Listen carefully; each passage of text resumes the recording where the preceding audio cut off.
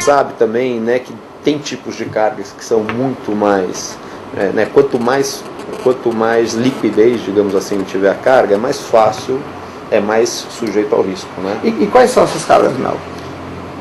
Telefone, cigarro, TV de plasma, essas são as campeãs aí de eu fui num fio de evento cobre. outro dia que me falaram que remédio e pneu é extremamente visado. Pneu, remédio, medicação hoje em dia está realmente bastante... E esse pessoal, eles roubam a carga para fazer o quê? Você tem esses dados, não? Cara, normalmente é uma cadeia que funciona, né? Tem o pessoal que rouba, repassa para os distribuidores, né? Esse pessoal que rouba, ele ganha um percentual que não chega nem a 10% do valor da mercadoria toda, e a partir daí eles passam para distribuidores. Então é muito parecido com a indústria do crime, que hoje é em várias células, né? Então você tem o pessoal que rouba não necessariamente é o pessoal que vende, né? Então ele já passa os produtos para um outro pessoal que vai distribuir, que vai ter seus canais de vendas, né? Remédio vai muito para pequenas farmácias, vai muito para o interior, para outros estados, né? Entendi. Então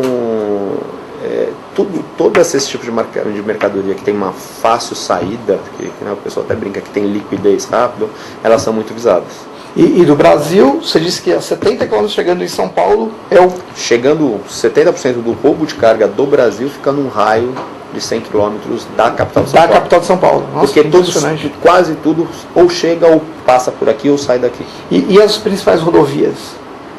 Você tem Anhanguera, é uma rodovia muito forte, né? Você tem Fernão Dias, você tem Dutra, né? O roubo na Dutra é grande também. E Regis.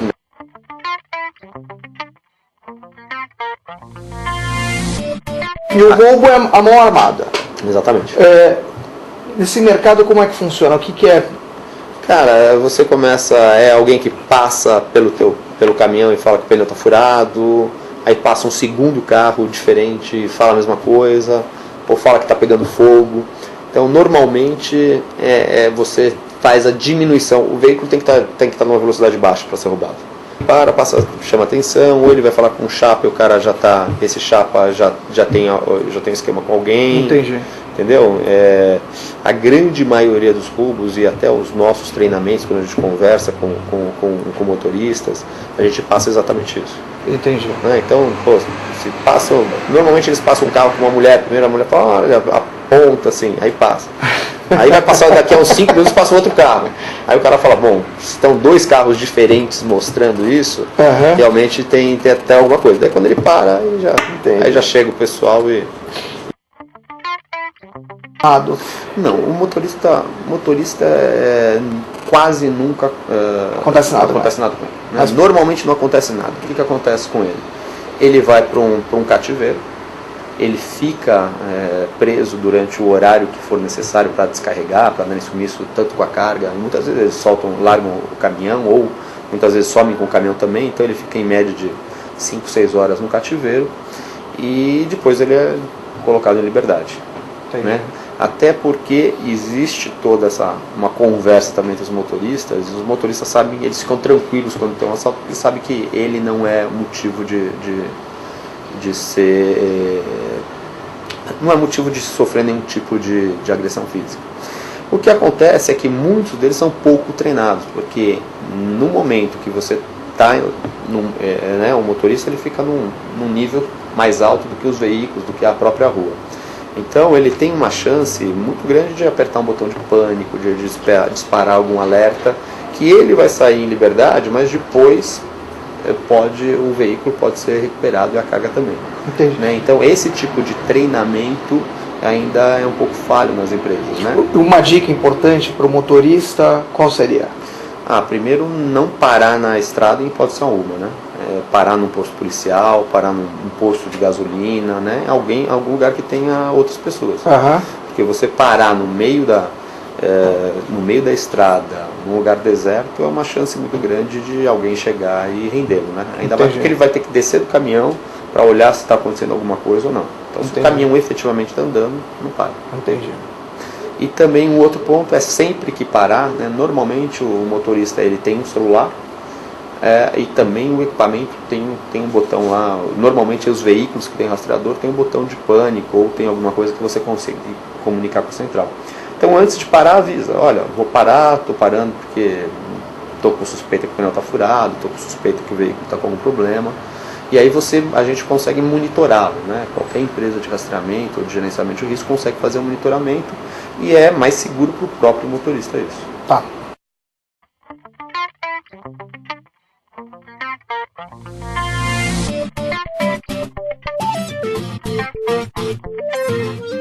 Acontecendo, né? O horário do roubo de carga, ele acaba sendo principalmente no início da manhã, até o início da manhã e depois no final da tarde para a noite. Né? O que a gente tem? A gente tem, por quê? Porque você diminui o índice tanto nas estradas quanto Marginal de São Paulo é um lugar com uma incidência alta de roubo de carga também, né? Principalmente na Tietê e alguma coisa na Pinheiros. E normalmente os caminhoneiros preferem andar à noite, que é mais fresco, o trânsito está mais livre, só que esse é o horário que também tem menos policiamento. Né? Você tem menos polícia rodoviária, você tem menos contingência da polícia militar aqui na região metropolitana de São Paulo, então fica mais propício para o roubo. Né? Então o roubo começa no horário aí a partir das 8 horas da noite até uma meia-noite, que tem uma grande incidência, e depois das 5 da manhã até umas 7, 8 horas também tem uma grande incidência.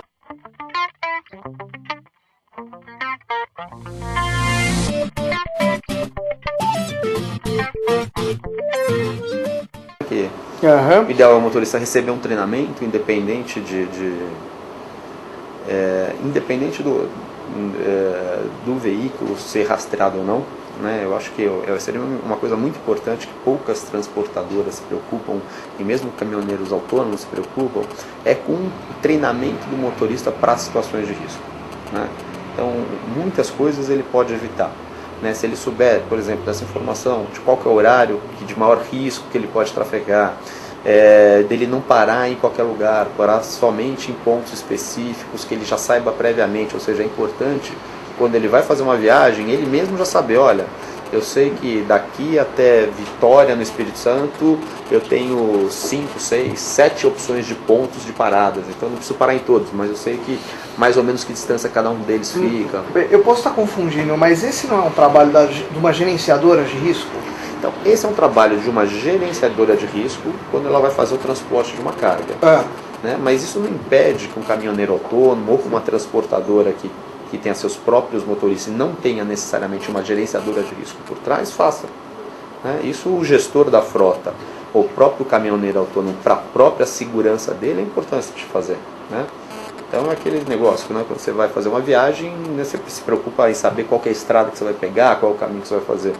Nesse caminho hoje, nos sites, nos Googles da vida, né, na internet, ou mesmo em cartas, em mapas, você consegue já identificar onde estão os principais pontos, onde tem um posto rodoviário. Então você faz uma viagem sabendo mais ou menos a que distância você está de cada um desses pontos. Entendi. Então, e no caso de uma emergência, você saber onde parar. Porque Entendi. a gente falou muito do furto, a gente acabou não falando do roubo. O roubo acontece principalmente quando o motorista para num posto que vai fazer um pernoite num posto que ele não conhece. Então vai ter sempre um pessoal que está olhando lá, identifica qual que é. Às vezes tem um furto, às vezes ele já fica marcado e visado para ser roubado no dia seguinte, a hora que ele sair. Então você tem muito isso. É por isso que é importante você ter um plano de viagem aí parecido com o que as gerenciadoras de riscos fazem para quando você tem um transporte de uma carga perigosa. Entendi, bacana. Você sabe, disso tudo, dessa nossa conversa, a única coisa que me impressionou foi quando você falou que 70% do roubo de carga vem de informação interna. Isso é importante. Isso me impressionou muito, né? Existe alguma coisa que o transportador possa fazer para identificar essa pessoa que vaza? Tem alguma... É difícil, né? É difícil. Na verdade, o que você tem que você tem que, hoje em dia, né, você tem que acompanhar o histórico dos seus funcionários, né, você tem que, é um trabalho que é bastante feito, é você estar sempre conversando e mostrando, né, a importância do bom trabalho e também os riscos de não estar acontecendo, porque na maioria dos casos que você identifica uma pessoa que passou a informação, essa pessoa é presa, né, essa pessoa acha que eu vou passar uma informação, vou ganhar R$500 aqui, muito fácil, mas o dia que for pega a quadrilha, ela vai ser presa junto. Isso é bom ter a consciência dentro da empresa.